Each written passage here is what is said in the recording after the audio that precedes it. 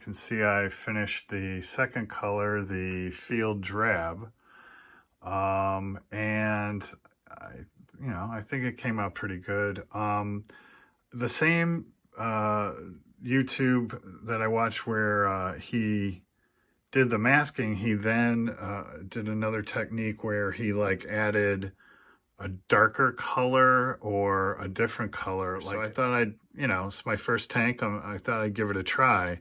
So then after doing it in the olive drab, I went back and added just a few drops of black and mixed it again. And then you can see here the variations, and then went inside of that field drab. So you can see the variations along the edges of some of these and inside. So yeah, and this side I think came out pretty cool where you can see some variation in there. So again, my first tank, I'm just experimenting with some of these techniques, but yeah, I think it came out pretty neat. So now the next color is the US Sand, I believe. And so for that, again, I'm taking the same techniques, and now these areas with the sand, so on one of these copies, I just went and cut those out. So up on the top there, got this whole side right there, and then the same thing on the turret. Okay, here's the sand. I realized too late I had the pressure up too high.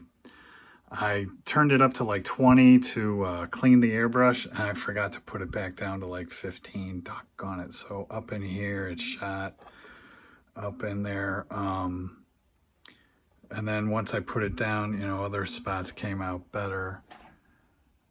But I think, I'll be able to touch it up, I hope. Yeah, like, phew. Shoot. I'm going to do what I can to fix it. Okay, this is after all my touch-ups on the sand. Yeah, I made this one bigger to cover some of those oversprays. Made this one bigger to cover some, splotchiness.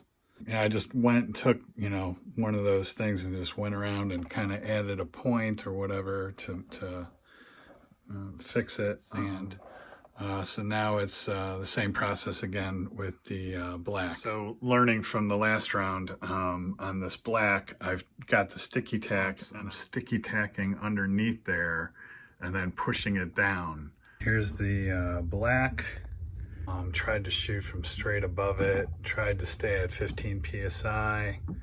And over here is the body. Where I had some issues with the sand, I tried to carve some stuff to go up against it to take away those, edges, those nasty edges here and there where I had them. All right, there we go. I have to say I'm pretty happy. I saved this. Yeah, this is how I masked this one to get, much cleaner, crisper edges. So I just went around there with the sticky tack. Yeah, it looks really cool. I have to say, I really like these Vallejo paints. Never before have I been able to paint something, come over here, unmask it, go, oh, I don't like that. Went back there, held it to, like where that overspray was, and then shot it. And, I could not have done that with enamels. They would dry way too fast. So that, and maybe it's that airflow improver or what have you. But yeah, I do like these paints. It's a cool paint scheme. So I tried to follow, that as much as possible. But like I said, to fix mistakes here and there, get the overspray and fix it. I put those wheels on. And again, those colors line up with the colors above them. So now I'm going to do those tracks. And I've been studying up in this book, muddying them up. And then here, same thing, and then doing the same thing inside the wheels.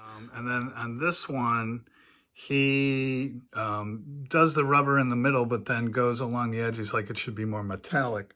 On the tracks along the edge there, I went with the titanium buffing metallizer, and, just kind of masked it like that and shot along the edge there. Top and bottom, just to give it a metallic look. And now I'm going to,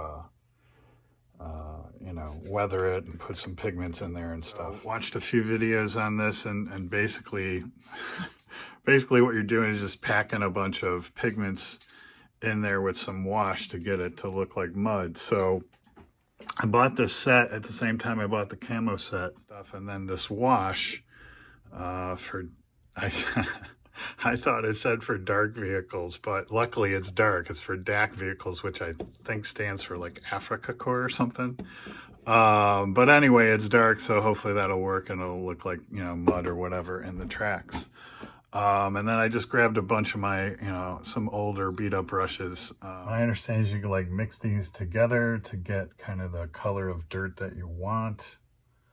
And you can throw some chalks in there to lighten it or what have you. I have no idea if I'm doing this right, but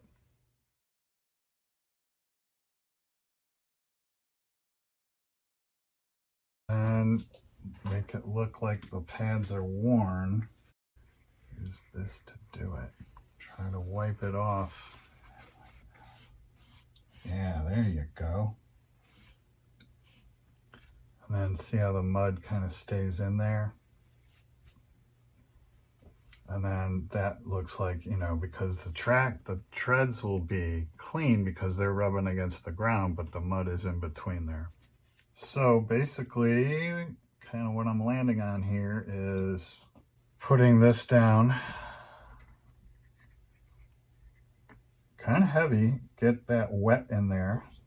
If you can see that capillary action drawn that. And I'm only working like 3-4 inches at a time. And then cake this stuff in there. And, you know, I have no idea if these colors are appropriate to the terrain that it would have been operating in or any of that stuff. But, you know, as I get better and do more tanks and get more into the history and everything, you know, my understanding is the variety of washes and pigments out there is just, you know, limitless. But yeah, this is kind of fun. And now on the other side, my understanding is that this does not get caked, but again, the outside here does. All right, that is one down, and that looks pretty doggone cool. Yeah, that looks dirty and muddy. So before I go too much further, I think, you know, now is the time to do these clear parts. I'm going to shoot that in the transparent blue and shoot all those. And then the other thing is, so, you know, when you do an airplane, I typically, you know, will build it, paint it, and then coat the whole thing in future floor wax, then come back and do the panel lines and weathering. This satin varnish came with this kit. Unfortunately, this kit doesn't come with any instructions, but I did see a couple of videos where they put a varnish down, put something in between, and I think this is the something in between, I hope. So I'm going to do that, but even before that, I want to put I think I'm at the point now where I should put the decals on, and to do that, I am going to use the future floor wax, but since there's so few, I'm just going to do it by hand with a brush, lay the decals, let that dry, then come back and do the satin over the entire thing, then weather. And then as far as these are concerned, if you're doing the US version, it's a certain set. And then if you're doing the West German version, it's a certain set. And I'm going to do the West German. Just one on either side of the front there, the B-24s. There's some in the back there. Those on the back there. Then that decal that goes on the back of the wind sensor. Let those dry overnight, and then probably hit it with the satin tomorrow. All right, I just put this satin on. Yeah, it says you can thin it with water, and you have to. So I thinned it 60 satin to 40 distilled water, and shot it at about 12 psi, and super happy with the results. Next step is a wash and weathering now. All right, so I'm applying this wash, and basically what I'm doing is laying this down. I was thinning it, but you really don't need to. And then basically with mineral spirits, using these pads and thicker brush to then clean it off. And so, you know, leaving the wash in the nooks and crannies. So this is done and this isn't. And I don't know if you can tell on camera the difference, but it does kind of like bring it down a little bit and tone down all the colors and kind of blends them together. So you can see here, it's kind of harsh still. If you can tell on camera, it's still, you know, kind of stark contrast between these, and these are, you know, slightly more blended in. And then, like I said, you know, gets down in those nooks and crannies and the recesses and stuff. And then as I clean it off, I'm just cleaning it off the broad surfaces, so to speak, and leaving it down in there. And I really like the effect that it's giving. So now I'll do the turret. So I finished the wash, and I have to say that's looks really great. You can see the shadows better now, but I'm still going to go back with the Tamiya panel line accent color, and I'm doing up in here just, you know, anywhere where there's, you know, kind of deep recesses. Now I'm just going along and touching with the black here and there where I think it needs it. I've done all the panel line wash, so now I'm going to start on these small parts and getting those blue clear pieces into here and getting all that together. All right, I put those blue pieces in, so that's one's on the body, and then that one there, and up in there, if you could see those. And then I glued that part and that part on from the bottom, and glued that part on from the bottom. So I took the same approach on these wheels as I did on the tracks with the same mixture. So now I'm going to attempt to put those tracks on.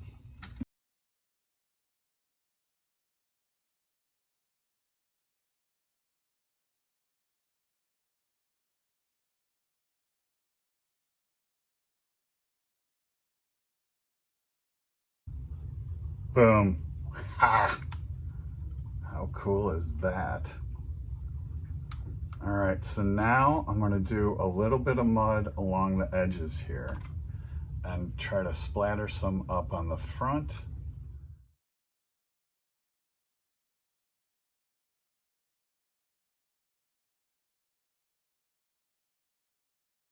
I also dry brushed some edges, so yeah, like up in there, dry brushing up, you know, on these corners, kind of anywhere where there might be some wear on these edges and corners here. It's just barely perceptible.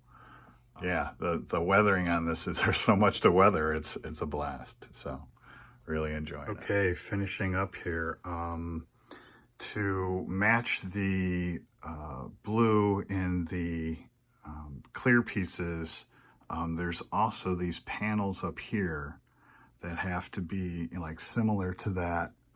So I did those first in the chrome silver, let that dry, and then came back with this blue flake, and then just touched it over those, and I think those came out pretty cool. And they're on both sides. So yeah, they're up in there as well. And then I put on the very last decal, which is this one here that goes on some sort of cylinder on the machine gun, and I hit that with the salvo set. Not so much up here. Actually, I'm pretty happy I cut away all the carrier film around there, and I'm pretty happy with how that came out. But here and there, the decals, you know, show.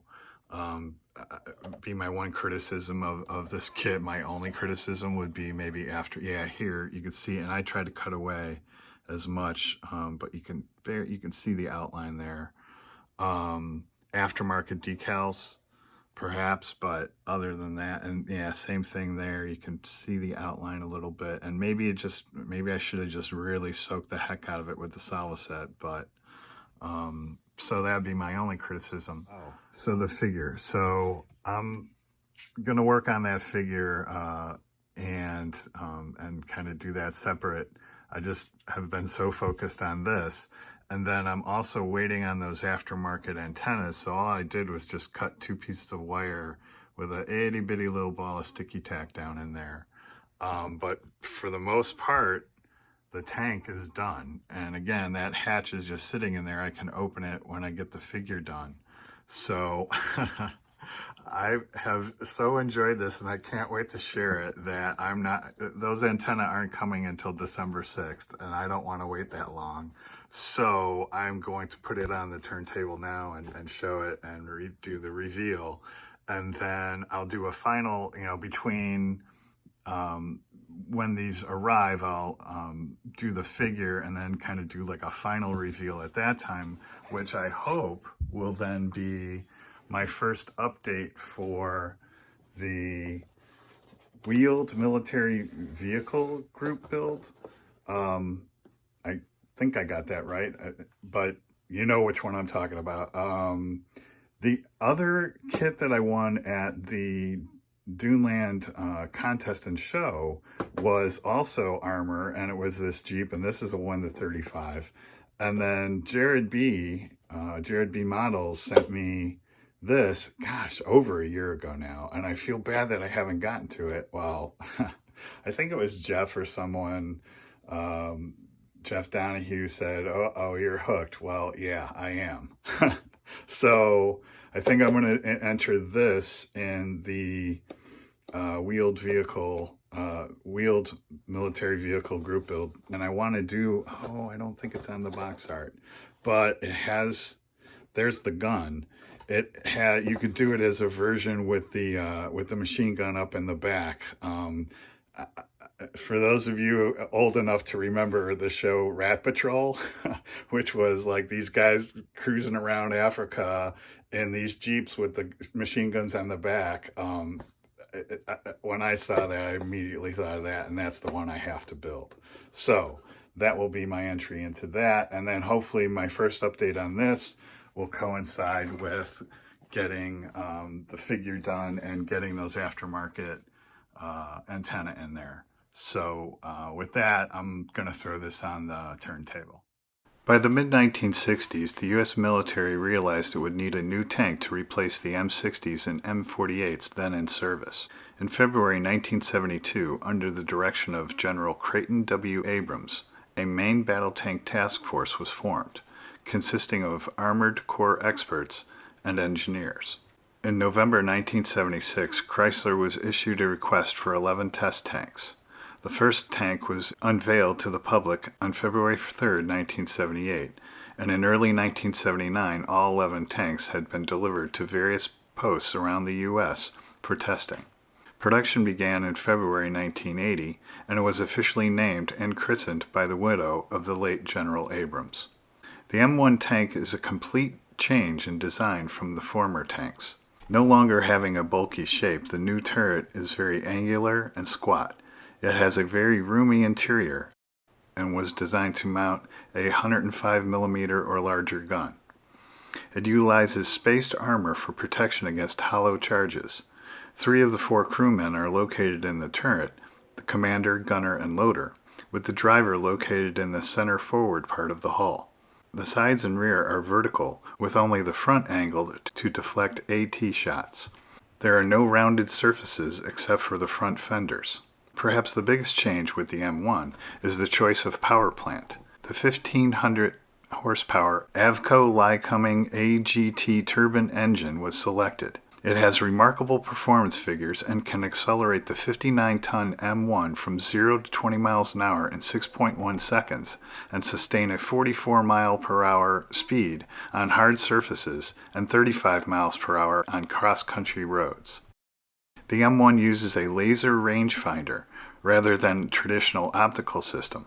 In conjunction with a day-night sight and ballistics computer, it requires that the gunner only sight the target, activate the laser to obtain range, then press the firing switch. The computer will take the wind reading, barrel wear, and adjust for elevation and selects the best moment for firing.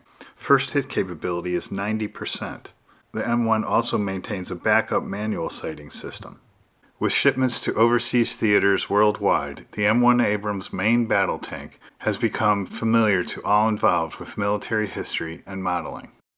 All right, there it is on the shelf. I'm going to leave it up there while I work on that figure. And like I said, I'm going to figure out how to do those faces and do that while those antennae are on the way. And then I'm going to also get started on this for the wheeled vehicle and military use group build.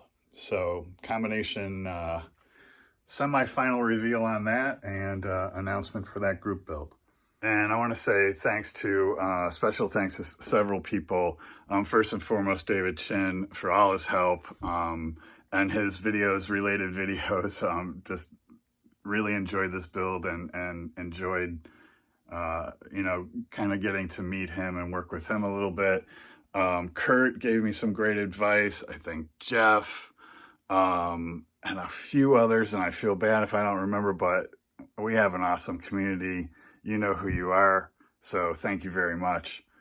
So once again, really enjoyed this build. Hope you did too. And as always, thanks for watching and happy modeling.